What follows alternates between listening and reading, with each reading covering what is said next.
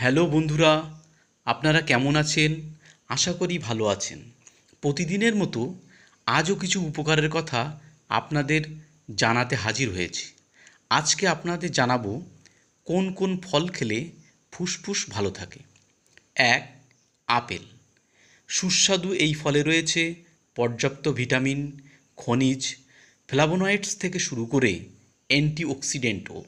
তাই নিয়মিত আপেল খেলে ফুসফুস ভালো থাকে। ২. কলা।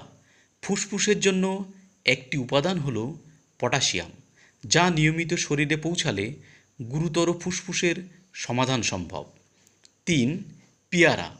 পেয়ারায় আছে ভিটামিন সি ও ফ্ল্যাভোনয়েড, যা ফুসফুসের সমস্যা ছাড়াও আরও অনেক রোগ প্রতিরোধ করে। ৪. আমলকি। আমলকিতে আছে ভিটামিন সি ও অ্যান্টিঅক্সিডেন্ট, যা শুধু ফুসফুস নয়, পুরো শরীরের জন্য উপকারী। ৫. বেরি জাতীয় ফল। এই ফলে আছে ভরপুর অ্যান্টিঅক্সিডেন্ট, যা ফুসফুস থেকে টক্সিন বের করে ফুসফুস সুস্থ রাখে। এছাড়াও আরও অন্যান্য খাদ্যের উপকারিতা জানতে আমার এই চ্যানেলটি সাবস্ক্রাইব করতে ভুলবেন না। আশা করি এই তথ্যগুলো আপনাদের উপকারে লাগবে।